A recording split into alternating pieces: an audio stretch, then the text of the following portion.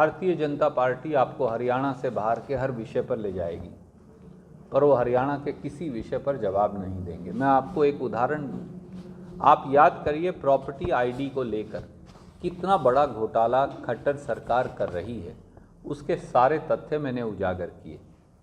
उस समय मुख्यमंत्री जी ने उसे सिरे से खारिज कर दिया।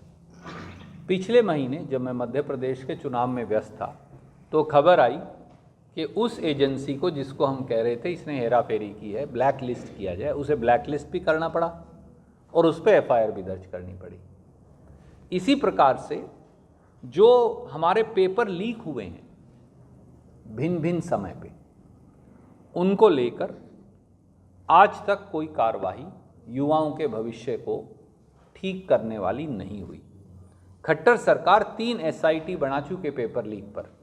याद करिए, एक बार जब चंडीगढ़ में पेपर लीक हुआ था उस पर एसआईटी बनी। एक बार भाजपा के नेताओं के कॉलेज से क्लर्कों का और दूसरी पोस्ट का पेपर लीक हुआ, उस पर एसआईटी बनी। एक बार जब पब्लिक सर्विस कमीशन के कार्यालय में सेक्रेटरी, जिसको जो मुद्दा हमने बार बार उठाया, करोड़ों रुपए की बोरियों के साथ पकड़ा गया, उस पर एसआईटी बनी। क्या भाजपा ने पुतला जलाया खट्टर साहब का? आज तक उन तीनों एसआईटी की कोई रिपोर्ट नहीं आई। एक एसआईटी बनी शराब का घोटाला जब हुआ कोविड के दौरान, साफ पकड़ी गई सैकड़ों करोड़ रुपए, हजारों की तो नहीं पता, पर सैकड़ों करोड़ की शराब नाजायज तरीके से बेची गई। एसआईटी बनी, कुछ नहीं हुआ। अब 17 लोग फिर मारे गए नाजायज शराब में। एक एसआईटी बनी चावल घोटाले पर, आपको याद होगा। क्या आज तक उसकी कोई रिपोर्ट आई? ये मुख्यमंत्री खट्टर जी का तरीका बन गया है। हर चीज़ को के लिए वो एक एसआईटी बनाएंगे। पत्रकार मित्रों का भी दोष नहीं। आपको तो हर रोज़ की खबर हर रोज़ कवर करनी, इतनी देर में अगली खबर आएगी, अगली आएगी, आप पिछली भूल जाएंगे, लोग भी भूल जाएंगे, वो उसे रफा दफा कर देते हैं, क्योंकि पत्रकारों को तो हर रोज़ की खबर रिपोर्ट करनी पड़ेगी। तो ये उनका तरीका बन गया। आप उड़ीसा की तो चिंता कर रहे हैं, करिए, फांसी टांगिए ऐसे व्यक्ति को, हम कह रहे हैं।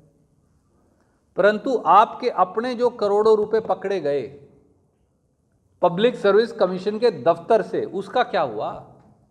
उसका तो आप कोई जवाब नहीं दे रहे। आज तक किसी एसआईटी का जवाब नहीं। 47 पेपर लीक हो चुके हैं। क्या 47 पेपर लीक में 9 साल में, 9.5 साल में एक आदमी को सजा दी? कोई एक आदमी जेल की सलाखों के पीछे गया हो? कोई नहीं। तो हम जो लेकर आए हैं आपके पास विषय, वो राष्ट्रीय नहीं है, वो प्रांतीय है, पर हमारे लिए यही सबसे बड़ा मुद्दा है। जिस प्रांत में बेरोजगारी की दर 37.4% हो, आप केवल centre for monitoring of Indian economy को खारिज कर उस बेरोजगारी दर को खारिज नहीं कर सकते। आपको ये बताना ही पड़ेगा कि बेरोजगारी का कारण क्या है, और बेरोजगारी का कारण मैंने साबित किया है। 5 साल में 12.5 लाख बच्चे क्वालिफाइंग एग्जाम एचटेट का एग्जाम दे चुके, आज तक एक नौकरी उन्हें मिली नहीं। करोड़ों रुपया, 125-30 करोड़ रुपया कम नहीं होता। बेरोजगार नौजवान अपने माँ बाप से मांग मांग कर लाता है 1000, 1800, 2400 रुपया। जिसने ये फीस भरी होगी उसने कहीं ना कहीं कोचिंग सेंटर में दाखिला लिया होगा, उसका भी 5, 7, 10, 15 हज़ार खर्चा आया होगा।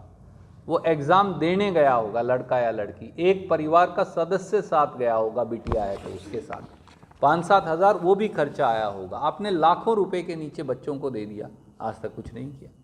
इसका जवाब है।